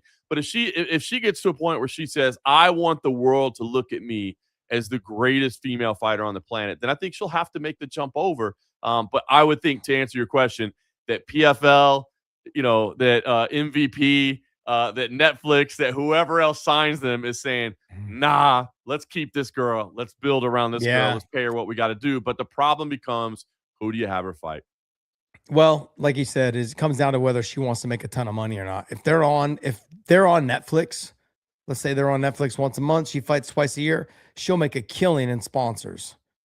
She'll make a killing in sponsors being on Netflix. Absolutely. So she'll crush it that way, as well as, they'll probably pay her $1 million a fight. Absolutely. You can go to the UFC and let's be honest, if she goes to the UFC, there's only 1 or 2 fighters for her to fight there also.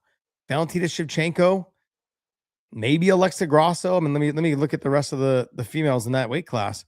Mena Farrow, Alexa Grasso, Erin Blanchfield, Wei Li's not going to be there. Wayne Kong. I mean, there's a couple fighters there. Wayne Kong would be that'd be fun stylistic fight. That'd be good. Mena Farrow would be fun too. Yeah. Style, power that she brings. You know what I mean? That'd be a good fight. I mean, I would lean towards Rose Namajunas also. Yep. Tough fight. Rose would be fun. Yep. Jasmine Jasovicius, that'd be a tough fight for her to try to keep it on the feet. Same thing with Erin Blanchfield. Both those fighters would be tough for her to try to keep it on the feet. But there's something there. I don't know. Frato1 talking trash again. Here he is. Let's go. Thanks for the super chat, man. Shout out Mac Danzig MMA in Bend, Oregon. Love Mac. Mac and I trained together for a while. Love Mac Danzig. Great dude. Great person. Great training partner.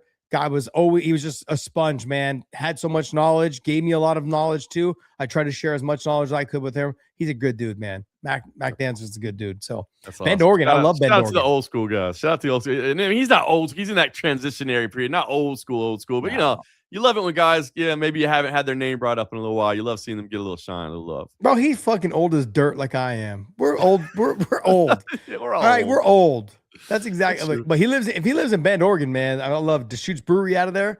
That place is awesome. I would go there all the time. Every time I drove through from California to Idaho, I would always stop through Bend and show up. Oregon is a very, I think, underrated state, man. Like a lot of cool stuff there. Parts of gorgeous. Parts of it are. Parts of it are. I keep my ass out of Portland. It's gross. Portland's gross.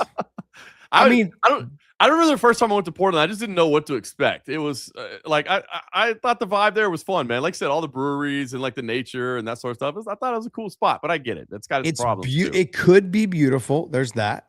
Okay. It's number 1 in the country for strip clubs. Did you know that? That's probably why you liked it. I knew you liked it. And their food is absolutely spectacular. Portland is known for some of the best restaurants, man. Love the restaurants. Absolutely love the restaurants. Great place for food. Great breweries place. And strip clubs. I'm good. You know what I mean? Yeah. I'm good. Yeah. Sadly though, they're also known for meth and homeless people. Yep. Sadly. And Medford, Oregon, I believe, is another spot that's known for meth and homeless people. So there's areas of it, but that's pretty much any state. You've got that in almost every state, unfortunately. Yep. So but there are beautiful parts of it, man. Not here in my hometown of Las Vegas. It's nothing but just we've never seen it. We don't have any of that stuff around here, man. I never seen those. Who are you trying to kid? You're from Plano, Texas. I'm not even playing. I'm from DeSoto, Texas. Actually, that's not much better, brother. I'm not sure. You should have just stuck with Plano. Should have stuck with Plano. Outside of this whole card, let me just run through. Give me somebody that stood out to you. Jalen Turner looked fantastic. Stoltzfus, to me, stole the night. He was one of the guys that stole the night because he was such an underdog. I actually put $50 down on him, and I thought he stole the night, man. He fought a great fight. I think Abdul Malik kind of he read his own paper clippings. Started believing that he was as good as everyone told him he was. You got to remember, when you get out there, a fight is still a fight. Doesn't matter. That guy's coming to knock your block off, and Stoltz has fought a great fight. Yeah, Stoltz was deserved a lot of shine because, as you said, man, Mansour's so much hype around him. I worried a little bit about Mansour that he was kind of having to learn, like learning to fight at the highest level is not easy, right? Like rounding out your game while you're in training camp in the UFC is not easy, but he's still an absolute specimen. For Stoltz to go out there and perform the way he did was absolutely great. As you said, Jalen Turner, just such a good dude, man. And I remember when he retired. I actually ran into him on the street. Actually ran into him one night in Vegas downtown on Fremont Street. He was there like witnessing to people with his church group or whatever. And I was like, Jalen Turner, like, what are you doing, man? And I remember talking, I was like, bro, you're still coming back, right? You're coming back. He's like, I don't know, man. I'm not sure. I'm like, dude, you still got plenty to offer. You need to come back and fight. Yeah. So I love to see him back and doing it. Obviously, the Edson Barbosa stuff was hard to watch.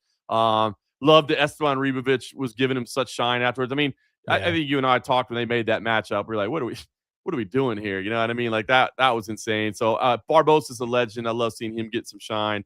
And then how about Charles Johnson, bro? I mean, Charles Johnson, walking out to the Rocky theme, going out absolutely scrapping, getting the Scottish twister. I thought he nailed it. So that and Dante Johnson is a scary dude, man. When you take out a fighter and a referee at the same time, like that's crazy, man. That dude's scary. So there were some great performances. I mean, I think in the end, people kind of, as with any card, you walk away with how you felt about the main event. And when you add the main and the co-main event together, I think you walked out of there going, all right. But leading into it, it was a hell of a night in Philadelphia, man. There was a lot of fun fights. Well, let's talk about the first two fights on the card, right? You have Jeremiah Wells at a plus 730, comes out there and chokes out Oralby.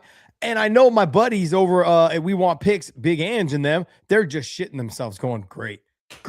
There goes my safety parlay, right? They're just thinking to themselves, this guy was a plus 730. They're like, we didn't take him because we weren't going to get much return on our investment for plus 730. But regardless, the whole world thought that Oralby was going to walk right through the 41-year-old or 40-year-old, right? Yep. Jeremiah Wells came out, did his thing, hit that ninja choke, slapped him. I jumped out of my seat, legit jumped out going, oh my God, he's asleep. And then the ref jumps in. I'm like, it's over. It was crazy how the whole thing came about. It really was insane. And, obviously with CFSC, we do so many shows out on the East Coast, Philadelphia, Atlantic City. So those Marquez MMA guys, like I see John Marquez and Jonathan Webb all the time, man. And so, to know like Jeremiah Wells, like how hard he works in the gym and, what a big moment this was for him to fight in Philadelphia. I mean, how cool is that to get on the mic and be like, bro, I used to work here in this building. You know what I mean? I always said I'd get to fight here, and to do that and to not only get a win, but to get a come from behind type victory like that, to choke him out unconscious. So yeah, Jeremiah Wells stealing the show right from the start. That was a beautiful moment. And then, you said it, the first two fights, like Neil Magny, bro, I was talking to somebody about this actually before the fight began. We were talking about, like, everybody wants to get to the UFC as fast as they can. And I get it, right? Like, everybody wants to be 5-0, get on Contender Series, get in the UFC. And then they get to the UFC and they find out, like, oh, my God, the level here, the speed, it's different. Dude, Neil Magny, how much – I mean, to be able to fight at that level for 15 years. And, Josh, you know it. People can talk about UFC fighter pay all they want. I get it. Absolutely. But guess what? You stay there that long, your money keeps going up. And it keeps going up. They don't ever come to you other than – when you become champion and then you're no longer champion, they don't come to you and be like, hey, we want to keep you around, but we got to bring you back down a little bit. Let's renegotiate down. Like, it just keeps going up and going up and going up and going up. And so when you can find the ability to stick around at the level as long as Neil Magny has, you can put some money in the bank, man. And to keep going out there and they keep putting you up against these younger kids and you just keep showing like, I'm not done being here just yet. I love it. How many times I don't know if you have. I know I have. I know I've had people on that have talked about it. We've written him off. He's aging out. He's done. Okay. This guy's more talented. He's faster. Sure, Neil's got all the tools and stuff, but he's also older. He's slowing down. Grappling, takedown defense is not what it used to be.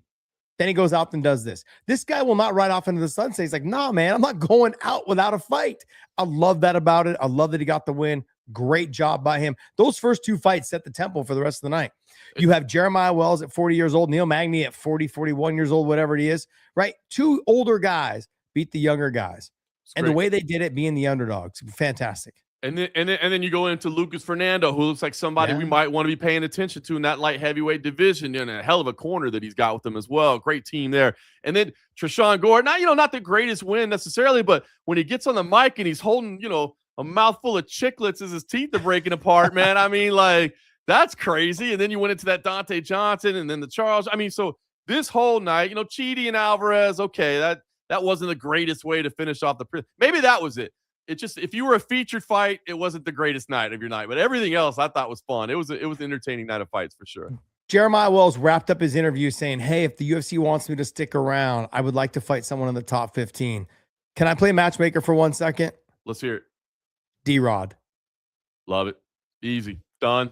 Sign it. Send the contract. Perfect. They're both going to stand and trade. They're not going to try to wrestle each other. It's going to be a fun fight. Like, if anything, give him his chance to get into the top 15. And if he doesn't do it, then he doesn't do it. And then we get a good fight out of it. And if he does do it, there's a couple other guys that we could potentially mix him up with in that mix that are in that weight class there. I love that. I don't know, just maybe it's me because I thought of it.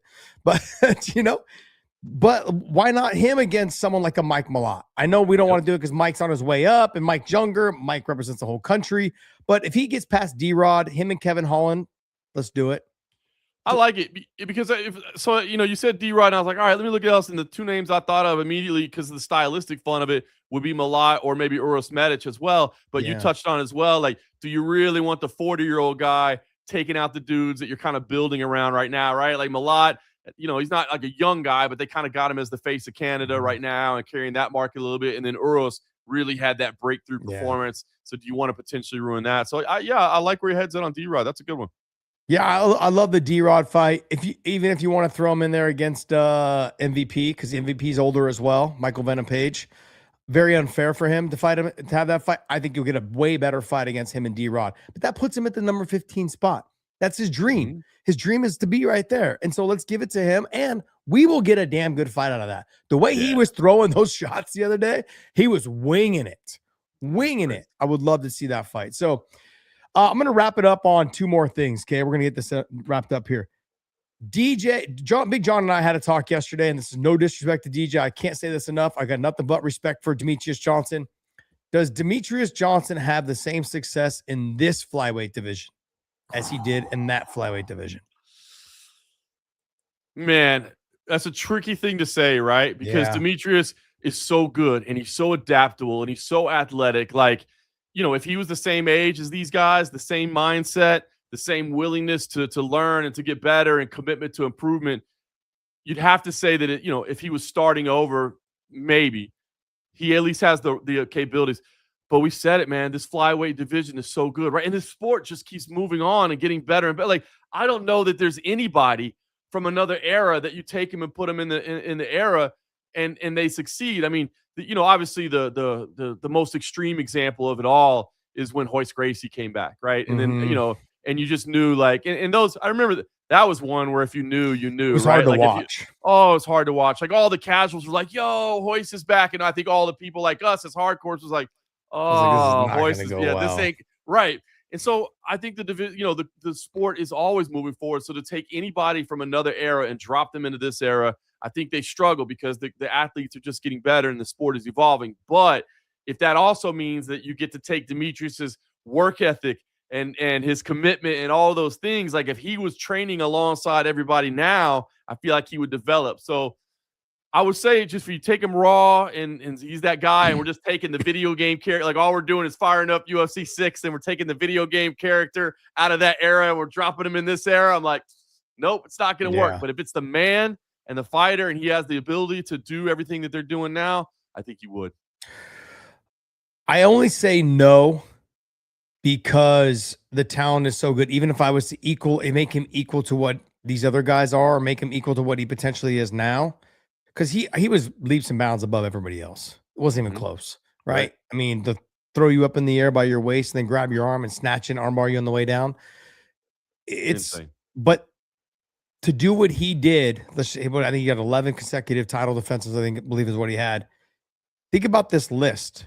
He'd have to beat every single time. He'd have to beat Joshua Van, Pantoja, Manel Kopp. Manel Kopp to me would be a very hard fight for him. Yeah. A very hard fight. Pantoja, Possibly Pantoja makes a lot of mistakes. He's a dog. He fights very hard. Very tough fight for him. But I think DJ potentially could edge him out because technically DJ is the better fighter. On the ground, probably a little bit better than him or equally the same with him. But wrestling-wise, could probably stop Pantoja's takedowns. And on the feet, Pantoja makes too many mistakes, not defensively sound. DJ's the better striker. Joshua Van, I don't think he can stop DJ's takedowns. I think DJ would probably take him down. But then you get into like Brandon Royval. That's a fun fight. Long, tall. Having to deal with those long, tall guys, it would be a very fun fight. DJ potentially could get him. Tetsuro Taira. On the feet, DJ's better. On the ground, Taira is probably equally the same as him in terms of grappling wise. There's fun fights here, though. Loney Kavanaugh, still young. Timarov. Tough fight. Very tough fight. There's other guys in here. Kyoji Horiguchi now versus the one that he fought early. The one now, very tough fight for him as well.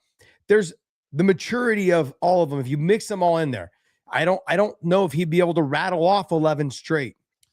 Well, that's the thing is, are we saying, would he be successful? Because if you take that guy, like, don't change the thing. Like I was joking, taking the video game character, right? Mm-hmm. Take the video game character. Nothing changes. He's that era. He still has a hell of a lot of success, right? Absolutely. Just do we know if he's the untouchable 11 fights in a row guy? Yeah, that's pretty tough, man. I feel like the division's deeper right now, and it's pretty tough. But of course he'd be successful. It's not like, oh, bro, he wouldn't even make it in today's flyweight division. Like, he'd be lucky. No, that's not. He'd be lucky to sniff the top 15. You know, like no. That's definitely not what I was saying. Yep. Would he be able to rattle off? I should have clarified. Could he rattle off the 11 in a row? Title defense? I don't know. I don't think so. Because if you look at the guys that he fought, right? Like what was his name? Ali Bogatov or Bogatinov. Yeah, Bogatinov. And then you had Dotson, and you had Megan O'Leary's husband, Benavidez. Those were his toughest fights. Because you take a look back at the other ones, Ray Borg, Tim Elliott. Tim Elliott gave him a run. Tim Elliott gave him a run. Yep. For somebody who wasn't even supposed to give him a run. Yep. Remember, he came off the Ultimate Fighter. So there's fighters that you're like thinking to yourself, some fights were not what they should have been, and some fights, but was it lack of motivation because you've been so successful for 11 fights?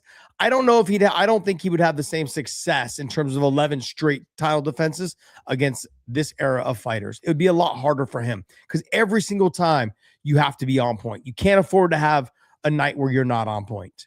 Agreed. And in that era where he was at, he was able to have success because not everyone was on his level, not even close to his level. It was very clear. Yep, the last thing we're going to talk about is Usman Nurmagomedov. Sounds like he's coming to the UFC. What do you do with him? Intro him? How do you intro him at the lightweight division? One of the toughest divisions in the sport. How do you intro a guy like him? Justin Gaethje, number 1. Ilya Topuria, number 2. Arman Tsarukyan, who's probably going to get the next title shot if he beats Mauricio Ruffy. Charles Oliveira is at number 3. Max Holloway, number 4. Paddy Pimblett, number 5. I talked with Javier Mendez. He said Paddy Pimblett is their ideal fight. Of course he is. Biggest name in the whole weight class. He's got the biggest pop. Everyone loves him. That's the guy you want to beat because that gives you the most notoriety coming into the weight class, coming into the UFC. Great intro fight. Who else do you give him, though? I lean towards, go back to my conversation earlier, is the young eats the old. Him versus Charles Oliveira. See, I was even thinking, you're right. I mean, you're paying him when he comes in, right? He's a free agent contract, so you're paying him well. Because I was even... And I hate to say it, but I was thinking in the same path as you. I was thinking like a Moicano or a Hooker. You know what I mean? Like somebody that's a BSD, maybe. You know what I mean? Something a little. I mean, Oliveira's there too, though. But Oliveira's so dangerous, man. That's scary. That's scary. But you are paying the guy. If you're assuming this thing gets done. You got to imagine it does. You're going to be paying him well. You don't want to risk it, right? I mean, you don't want to go. You don't want to make him, you don't want to start at number 15 or start him outside of the weight class, right? You want to give him somebody ranked. And so Charles Oliveira would be a hell of an introduction, and stylistically, he's going to be a great fight against anybody. So I like the Charles Oliveira call. That's a good one. It'd be a big fight, and you want a big fight with that name coming in. You want the most star power immediately. But I guess I was thinking maybe a little bit more conservatively and go a little bit further down. You're paying that guy that much money. You can't be conservative. You're right. You're absolutely right. Charles Oliveira, it's done. We'll send the contracts out. We'll get those finalized and emailed out tonight. Someone brought it up to me yesterday when in the chat with John and I, and they said, "What about South Kid?" And I said, "No, he's too young. He's too green, and also too. You want to keep building him. That kid's very marketable. Yeah, I don't want him to lose."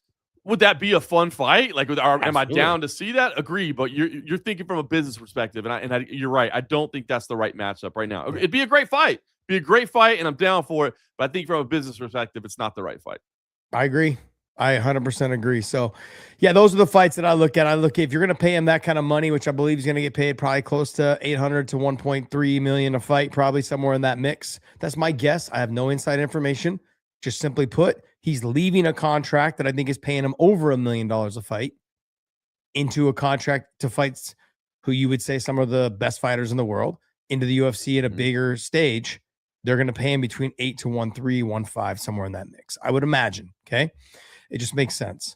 But you're going to fight. Like, if you want to give him Moicano, because he is so well-rounded, good on the feet, good on the ground, great submissions, all those, very big body too, tall, long, lanky, just like Usman. I'm not against that fight. The Saint Denis fight, I would have said yes had it not been such a quick finish against Paddy and the way it happened. I would say yes, but then that's just not, because if he doesn't look good against him, Paddy smoked this guy.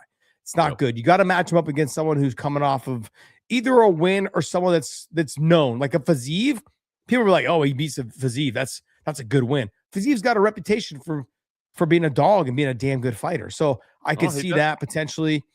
Who else you got in that mix? I mean, Max Holloway, but Max losing to Charles by wrestling, I don't think they're going to give him Usman. Take him down, control him, any of those things. I don't think they would do that. Max is too marketable. They put too much money into Max. They can make money off Max for the next 5 years easily if they want. So I don't think they'll do that to Max. Charles is kind of like I said towards the end. Do you jump right in and say, "Hey, you were talking all this shit to Islam. Well, I'm here, buddy. What about Ilya on his return?" Ooh, I like that. You know what I mean? That's fun. That's about as much as you can get to it if you don't feel like because you need kind of a rebuilding fight, right? You need something different. So that's a great way. It's a fresh matchup. It's somebody new. You got some storylines in there as well. That's not a bad play. Maybe that's the way they go with it. I like that. Ilya's return fight against Usman Nurmagomedov. You talked all that trash. You said all that shit about my boy. Well, I'm here to cash out, buddy. I love it. I love it. That'd be great. I'm in. Hey, guys. Love you guys. Thanks so much for joining us in the chat. Look, we're going to adjust the times as we go. My daughter had to get a spacer in. She's, young, 7 years old. She had to get a spacer in, so we had to go to the orthodontist. That's why we pushed it to 3:30 today. We're going to try to keep it, I think, 1 p.m. Central Time, 2 p.m. Eastern Time. We're going to try to keep it around that time. I think that's what? 11 a.m. your time, correct? Yes, sir. We're going to try to keep it that time because Dana White Contender Series is going on during that time. And I think once that is wrapped up, we'll bump it back up to the evening. But bear with us for right now. We're enjoying this time right now. Also to the evenings, it frees us up in the evenings. If we do well on the evening or during the afternoons, we may keep it at 1 o'clock, 2 o'clock Eastern Time. We may keep it here. I think it works for JMO. It works for me. Yep. And I've got a big interview tomorrow that I'm working that sounds like it's going to go through.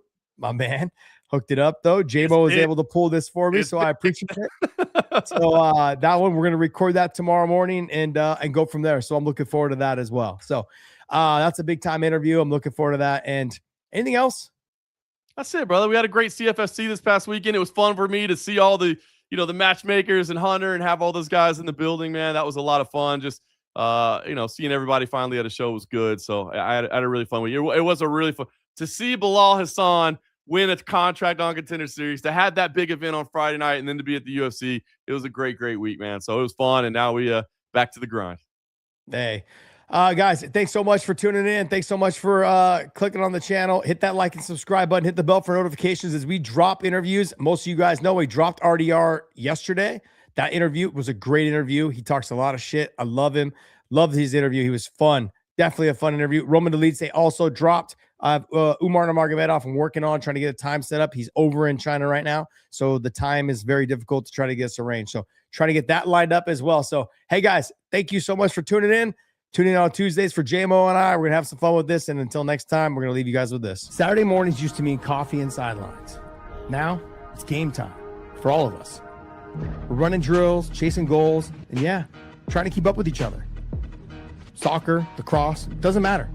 What matters is we're doing it together. But here's the thing I didn't expect. Training with your kids, it hits different.